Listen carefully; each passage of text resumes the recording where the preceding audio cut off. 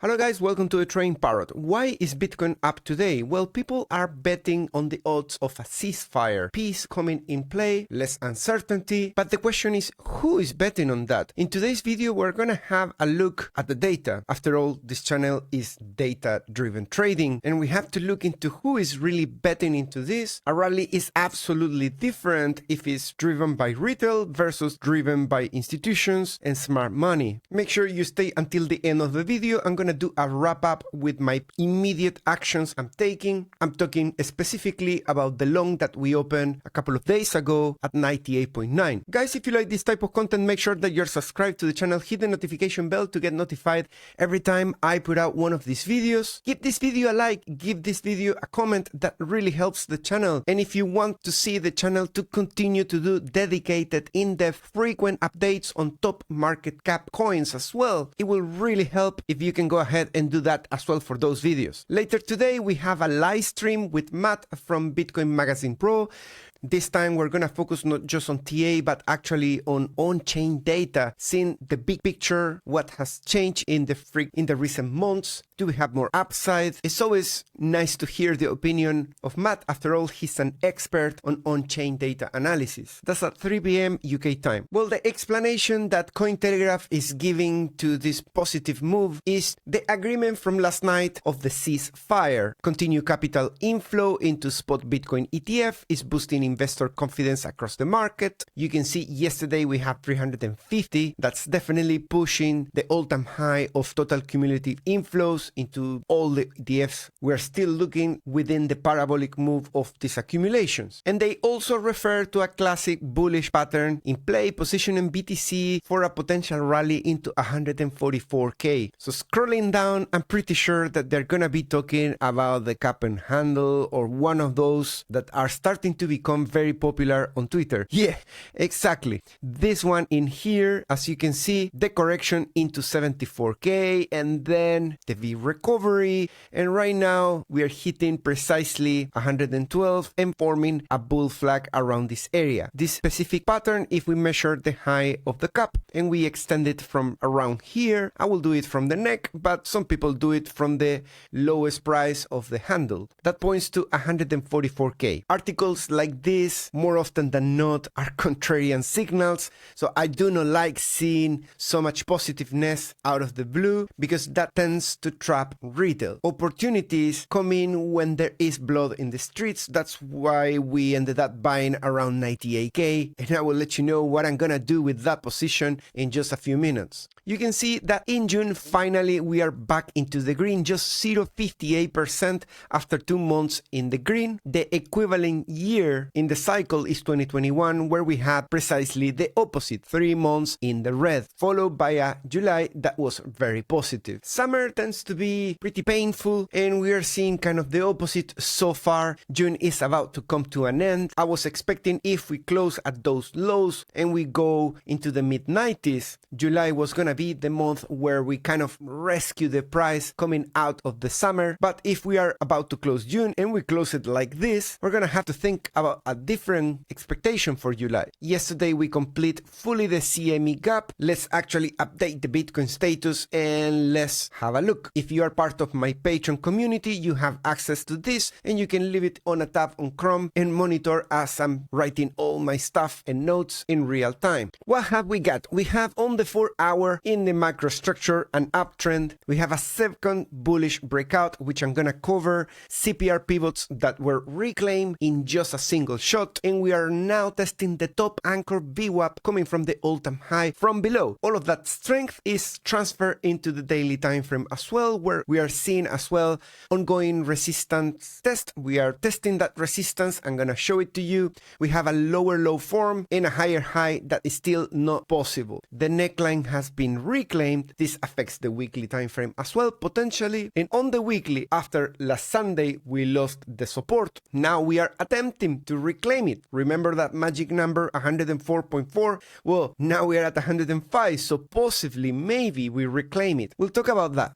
Let's go with the 4-hour first. Things have been playing out nicely. It's not always the case, but yesterday we formed a bull flag in here. We were monitoring the breakout of 44.45. We did that. We went into the next resistance, which we sliced like a warm knife on butter. You can see in here that so far what we are doing on the 4-hour is retesting a breakout that is global. This can take us into the top of the range of 75. So what are the right questions to be asking at this point in time is, where is that 57.58 support? Because if we break it, we're coming back down and we call for a fake out move. Who are we trapping if we go below that line? Well, I told you already a hint in the thumbnail, right? Retail. So does that mean that retail can never win? No, they win less. Overall, the house wins. And who's the house? The market maker. What we do in this channel is we spy on the house, we put hidden cameras, we use data to know what's gonna be the next move. In that way, we step out of the herd and we try to stink the least of retail, which is really stinky. So I will say there is an opportunity that retail can get into 75 and wipe 111k. But if you haven't entered from the lows when we were looking for a long, we could say this was the least risk and most reward. This entry around here, you already took out 1/3 additional risk and 1/3 less reward by entering from this last breakout, which is 59 into 75. That's the last 15 moves of the RSI. You're basically taking a lot of risk. Any failure here is supposed to hurt. But of course, you make the last call. I'm not a financial advisor. I'm just a dude on internet that has no damn clue how to trade.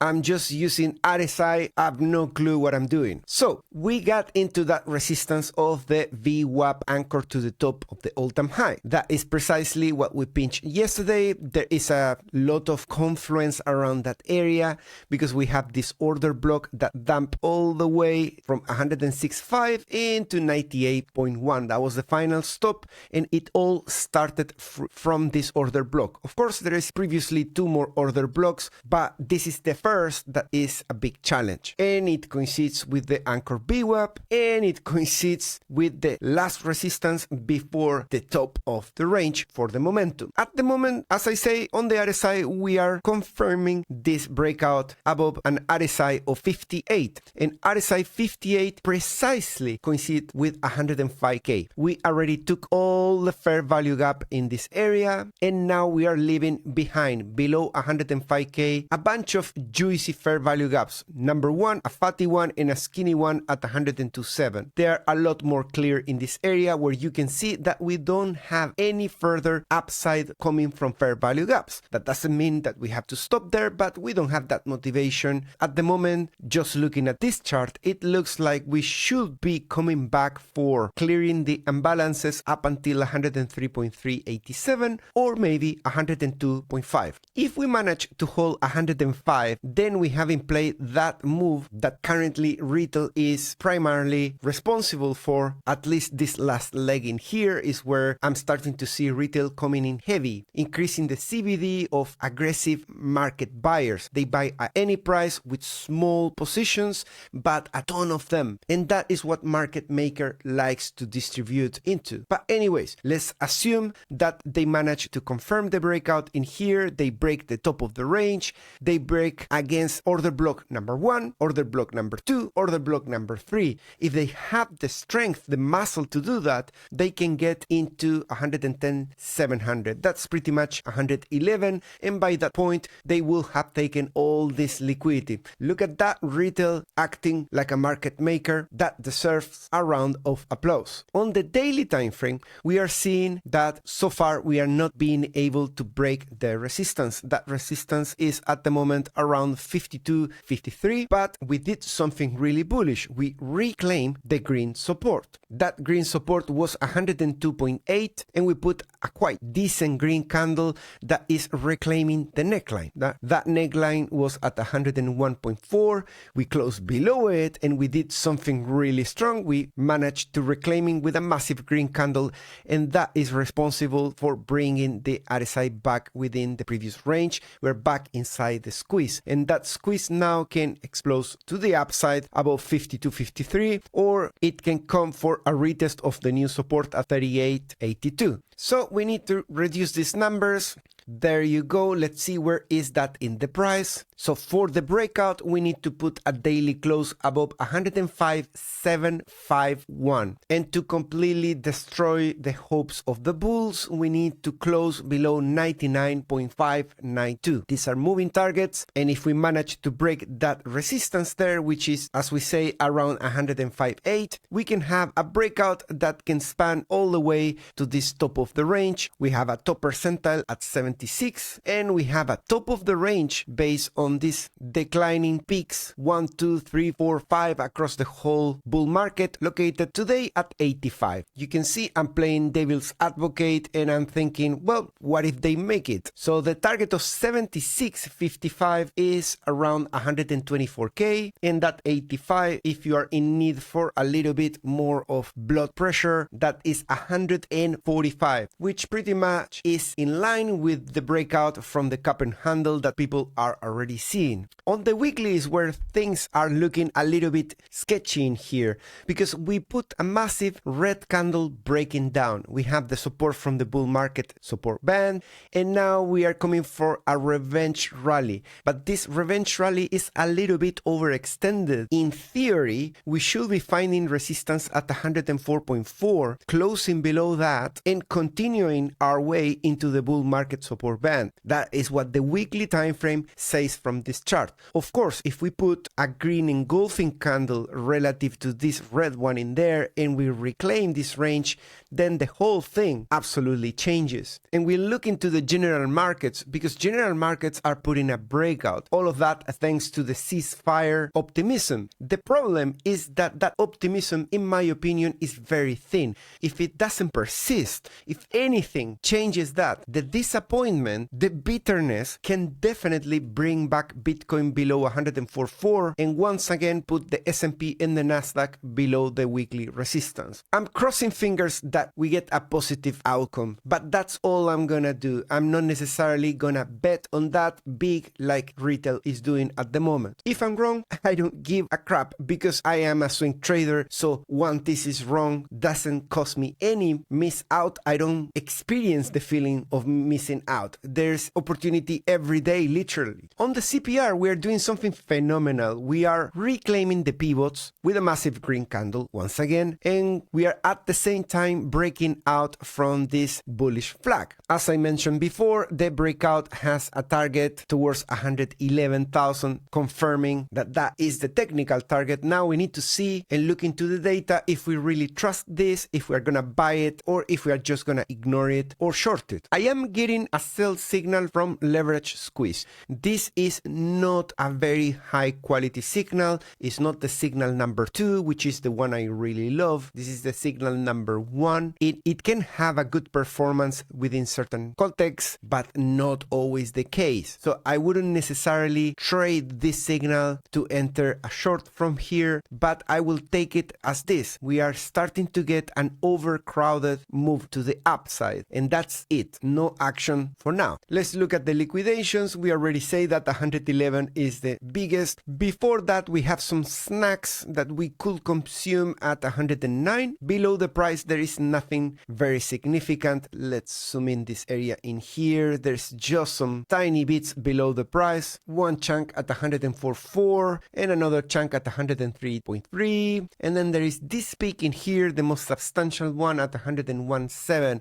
but really nothing relative to what we could get if we manage to get into 110, 109, 111. That is the maximum going up. And so far, the scenario of the liquidity hunt seems to be playing out. We are now back above the point of control, which is the bullish area of the price action that is in favor of the move into the top of the liquidity. Let's look at the order book. We can see that they're holding the price precisely at 105. There is not much substantial liquidity. Let's have a look at the ratios to see if we have more on the upside or on the downside at different deviations away from the price. In terms of liquidation map, we have a decent liquidation at 103.3 below the price, but really we need to move into 109 or 111 to hit really hard. And we are starting to see some signs that liquidations into shorts could come in after a whole season of liquidating longs. You can see this is the peak on the 5th of June and it has been declining, and just last night we have a decent amount of liquidations of shorts. That is 323 million, but a lot more than what we have seen in a full month. In the dominance of liquidations, you can see that now we are at 13.9, getting very close to the top of the range of 20%. At those points, we usually see a flip of shorts being liquidated. Let's look at fire charts, and here is where I'm seeing that orders from 100 to 1K, the orange line on the CBD in here, is primarily responsible for adding to their positions from the beginning of the rally and still adding more. There is a little bit of resistance right next to the price. I think that is between 20 to 30 million, but brown whales, as soon as we reach that 106, they reduce their position sizes, and purples were reducing all the way to the upside, whereas orange are kind of flat there but now re-entering without necessarily seeing any action from the large whales. CBD is starting to see in this area in here aggressive buyers coming back. This is how it's looking, the order book at the moment, with orders at 105.6 and 105 as support. It is very thin in my opinion. Funding rates are still in the negative, favoring a continuation to the upside, but this time around we have 400k of liquidations of longs in risk. That is the delta, and we flip from being minus 800 to being plus 400. That's a move of 1.2k of delta. The delta can go way higher in the green, meaning that the price can continue going up and accumulating even further liquidations of longs, but I tend to always put in my checkbox to enter in a position that has an advantage against the delta. That is very important check for me, and I rarely trade against the delta. There's another sign in here. This is a signal that hasn't happened since a long time. All the way from 74, we don't have any red line. And this is the first time that we get the red line right there at 105k. At that point, the bid versus ask ratio with a 5% deviation peaked at minus 16. That means that there was a ton of orders above the price trying to sell 105k. And many of those orders probably got filled in this area, and that is what's currently holding the price. That magnitude of the ratio of minus 16 is something that we haven't had since around here when we were at 92k, and right after that we ended up dropping 18% to the downside. We also experienced it in this area in here at 102.2, and right after that we dropped 23%. It's not always the case when we are seeing that signal in the middle of a pump. It can just go sideways or go 6-7% down. That just means that there is a lot more selling than buying in that range in terms of limit orders. So since what you are seeing here in the red is just 5% deviation, and I got my new friend in here that shows me 4 different deviations, the 10% is a sweet one because it shows me quite far away from the price what is the ratio between limit buys and sells. I always want to have some caution away from the price in case something fails in the close proximity, supports giving. I want to know that there is something else beyond just 1 to 2%. And let's see what we can find today. We have very low percentiles. The highest one is right next at 1%, and 2% has 55 percentile. That makes a lot of sense because we can see that the support is very close to the price. If we move 1%, that is what's being calculated in that ratio. 1% down, 1% up. Who wins? Well, there is apparently more support than resistance in 1%, or the amount that is being calculated relative to the past 2 weeks is decently sized, is 65 percentile. But the rest of the deviations are very thin. 10% below the price and 5% below the price is just 29 and 45. It's on the very weak side if you ask my opinion. General markets with the new optimism coming in the past 24 hours are doing one more attempt to confirm and settle the breakout on the S&P and to magnify it in the Nasdaq. You can see here a weekly candle currently ongoing, pointing up, taking the previous highs of the past 3 weeks on the Nasdaq. The same story potentially on the S&P. We're very close to take the highs of the past 3 weeks. The pre-market is 104 versus versus 600 the close last night. So everything is looking very optimistic at the moment. Let's not breathe, let's not think, let's not do anything to make sure that this holds in this way.